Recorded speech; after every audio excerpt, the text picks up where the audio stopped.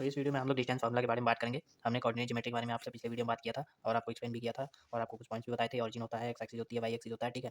Distance formula में क्या होता है कि आपको 2 पॉइंट्स दे देंगे और इस फार्मूला का यूज़ करके आपसे पूछेगा कि बताइए उन दोनों पॉइंट्स के बीच में डिस्टेंस कितनी है, ठीक है। तो अब इसको डेरिवेट कैसे करते हैं, ये फार्मूला कैसे आया है, चलिए हम इसको एक्सप्लेन करते हैं, ठीक है। मान लीजिए ये आपका कोऑर्डिनेट ज्योमेट्री है, ठीक है। अच्छे से थोड़ा नहीं बन पा रहा है, ठीक है। ये कोऑर्डिनेट ज्योमेट्री है, ये एक्स एक्सिस है और ये आपका वाई एक्सिस है, ठीक है। और ये आपका ऑरिजिन है, ठीक है, जिसके कोऑर्डिनेट्स 0,0 है, ठीक। तो अभी हम क्या करेंगे, अभी हमको ये वाला फार्मूला डेरिवेट करना है, ठीक है। तो मान लेते हैं कि ये आपका कोई ट्रायंगल है, ठीक। ये 2 पॉइंट्स हैं, ठीक है। एक ये पॉइंट है, एक ये पॉइंट है, ठीक है। अब आपको क्या करना है, इन दोनों के बीच में डिस्टेंस पता करना है, ठीक है। ये पी पॉइंट है, ये क्यू पॉइंट है, ठीक। पी पॉइंट के जो कोऑर्डिनेट है वो है x2, y2, ठीक है। और क्यू पॉइंट के हैं x1, y1, ठीक। ये जो है इसको कहेंगे हम x1, ये है हमारा, ये y1 है, ठीक है। ऐसे यहाँ पर ये है हमारा x2 और यहाँ पर हमारा y2, ठीक है। अभी हमको क्या करना है, इन दोनों के बीच में रिलेशन पता करना है जो कि डिस्टेंस को डिनोट करे, ठीक। तो हम क्या करेंगे, इसको थोड़ा और इधर बढ़ाएंगे और थोड़ा देखो यहाँ पर ध्यान से देखो, ये एक ट्रायंगल बन रहा है, ठीक है। इसको हम दे देते हैं आर, नाम दे देते हैं आर, ठीक है। इसके भी कोऑर्डिनेट हम मान लेते हैं, क्या हो जाएगा, देखो y1 है और ये x2 है, x2, y1 हो जाएगा, ठीक है, बस, ठीक। अब देखो इस ट्रायंगल में फोकस करना है, ठीक है, सिर्फ तुमको इस ट्रायंगल में फोकस करना है, ठीक।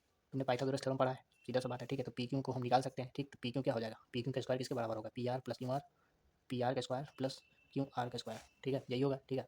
अब देखो पी क्यू पे फोकस मत करो, पी आर पे फोकस करो, ठीक है, पी आर, ठीक, पी आर, ये, ठीक है। अब मैं तुमसे पूछूंगा यहाँ से लगा के यहाँ तक की डिस्टेंस कितनी है, तुम सीधा सा बोलोगे वाई कितनी है, वाई टू है, ठीक है, वाई टू, ठीक है।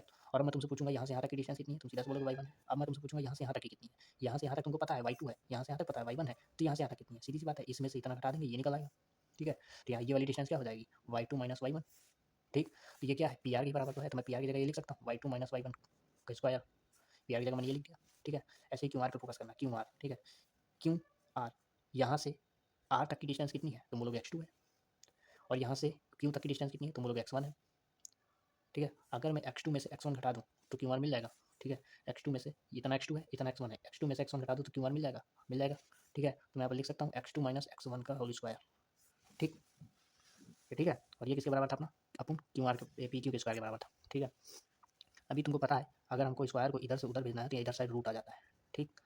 Y two minus Y one का होल स्क्वायर, ठीक है, plus X two minus X one का होल स्क्वायर, ठीक है।